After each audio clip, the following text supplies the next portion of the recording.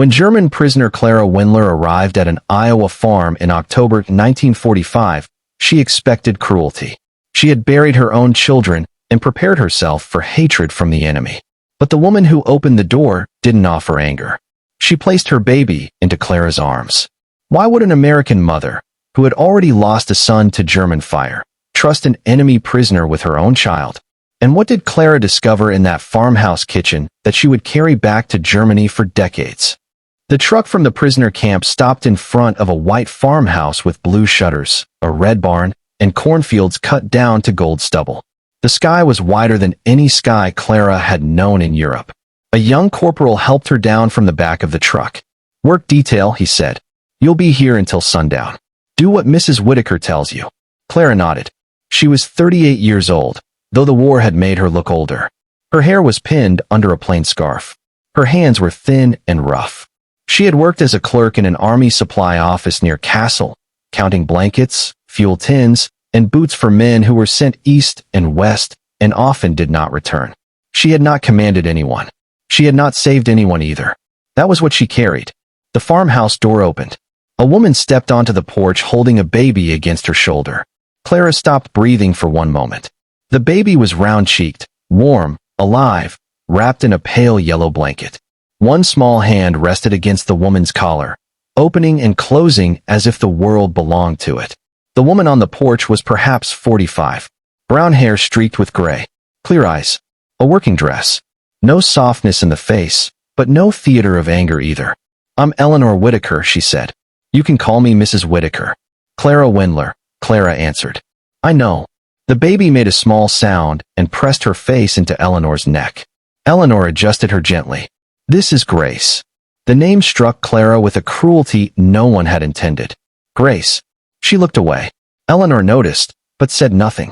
A man came from the barn carrying a coil of rope over one shoulder. Tall, lean, sun-browned, with the slow movements of someone who had spent his life measuring weather. "My husband, Samuel," Eleanor said. Samuel nodded once. "Ma'am." It was a strange word to give an enemy prisoner. Klara did not know what to do with it. The corporal handed Eleanor a paper. "She's approved for kitchen work, garden clearing, laundry, and light barn work. No tools without supervision." Samuel glanced at Klara's hands. "She can start with the apples," he said. Wind dropped half the north row. Eleanor looked at the corporal. "We'll feed her at noon." The corporal hesitated. "That's not required." "I didn't ask what was required." The corporal looked at Samuel. Samuel only said, "She'll eat." That was the first thing about the Whitakers that frightened Klara. They did not sound kind. They sounded decided. For the first hour, Klara gathered fallen apples into bushel baskets, while Samuel repaired a fence nearby. He did not stare at her. He did not avoid her either. He worked as if her presence was neither an honor nor an insult, simply another fact of the day. The baby's cry came from the house once, high and sudden. Klara dropped an apple. Samuel looked up. "You all right?" "Yes." He studied her for 1 second too long, then returned to the fence. At noon, Eleanor came to the back door. "Wash up." Klara wiped her hands on her skirt. "I can eat outside." "No." "In the barn, then." "No." Eleanor stepped aside and opened the kitchen door wider. At the table, Klara did not move. In Germany, near the end, women had stood in lines for bread with faces like empty rooms. In the camp, food came on trays and tin plates. But a kitchen table was different. A kitchen table belonged to a family. "I am a prisoner," Klara said. "I know. I worked outside." "Then wash your hands." There was no pleading in Eleanor's voice. No performance of mercy. Just the plain tone of a woman who had decided that if someone worked on her farm, that person would not be fed like an animal. Klara washed at the pump. Inside, the kitchen smelled of coffee, potatoes, ham, and fresh bread. The smell nearly broke her composure. Samuel sat at one end of the table. Eleanor placed Grace in a wooden cradle near the stove, then set out plates. Klara remained standing. Samuel looked at the empty chair. "Food gets cold." She sat. Eleanor served her first. Not leftovers. Not scraps. Potatoes with gravy. Green beans. A slice of ham. Bread thick enough to hold warmth. Butter in a small dish. Klara stared at the plate. "I cannot take this." "You can," Eleanor said. "There is too much." "There is enough." Klara looked at the baby in the cradle. Grace waved one small fist in her sleep. My sons were hungry, Klara said before she could stop herself. The room went still. Eleanor's hand paused over the coffee pot. Klara lowered her eyes. I am sorry. How old? Eleanor asked. Klara swallowed. 5 and 7. Samuel's knife stopped moving. The silence that followed was not empty. It had weight. Eleanor poured coffee into Klara's cup. Eat before it cools. Klara picked up her fork. The potatoes were hot. The bread was soft. The ham tasted of salt and smoke and a life that had not collapsed. She ate slowly because eating quickly would have felt like begging. After the meal, Klara rose at once. I will wash dishes. Eleanor nodded. You will. That, too, helped. Pity would have humiliated her. Work gave her somewhere to put her hands. For 3 weeks, Klara came to the Whitaker farm twice a week. She peeled apples, scrubbed laundry, fed chickens, sorted jars in the cellar, and helped Eleanor prepare food for winter. Samuel spoke little, but always with the same steady courtesy. If he gave an order, it was clear. If she completed a task well, he said so. The house confused her most. There was no abundance in the wasteful sense. Nothing careless. Flour was measured, bacon grease saved, jars reused, scraps fed to chickens. But there was a confidence in the place. A belief that tomorrow would arrive and require breakfast. Klara had not lived inside that belief for years. Grace was always nearby. In the cradle. On a quilt. Against Eleanor's shoulder. In a basket near the laundry line. Blinking at sunlight as if it had been made for her inspection. Klara tried not to look. She failed. One afternoon, Eleanor found her standing in the kitchen doorway while Grace kicked beneath a white blanket on the floor.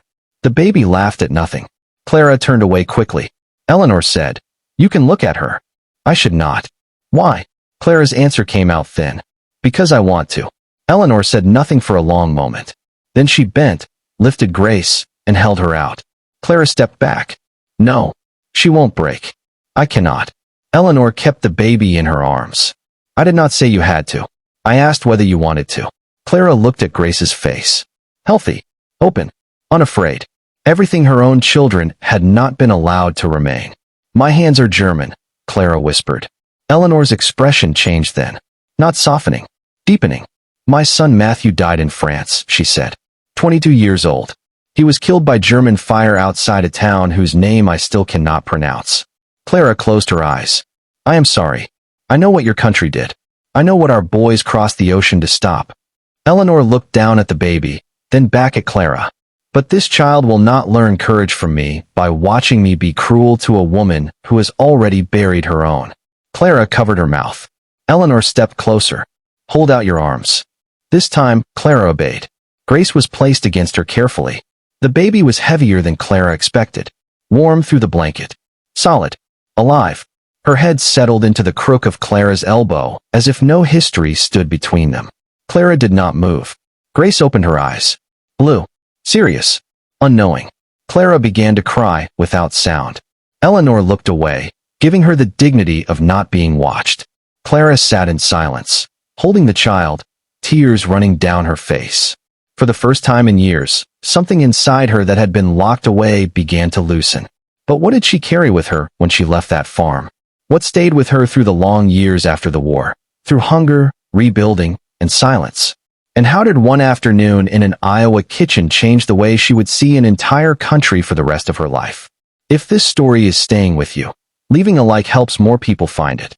And if there's something about this moment that touched you, I'd really like to hear your thoughts in the comments.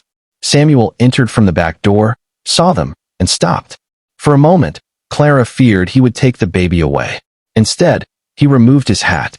Then he crossed quietly to the shelf, picked up a small box camera, and looked at Eleanor. Eleanor nodded. No, Klara said. But the word had no strength. Samuel took the photograph. Grace slept through it. After that day, something changed. Not quickly, not in words. Eleanor still corrected Klara's work when it needed correcting. Samuel still watched the time and the tools. The corporal still counted her at arrival and departure. But Eleanor began leaving Grace near Klara while she kneaded dough. Samuel asked Klara once whether Germans stacked firewood differently, and listened to the answer as if it mattered. One evening, when rain made the road too muddy for the truck, the corporal arrived late and found Klara sitting at the kitchen table, mending one of Grace's small blankets while Eleanor canned apples beside her. The corporal looked uncertain. Eleanor did not. "She's finishing the seam," she said. The corporal waited outside. In November, Klara's name appeared on a transfer list. She was to be moved east before repatriation.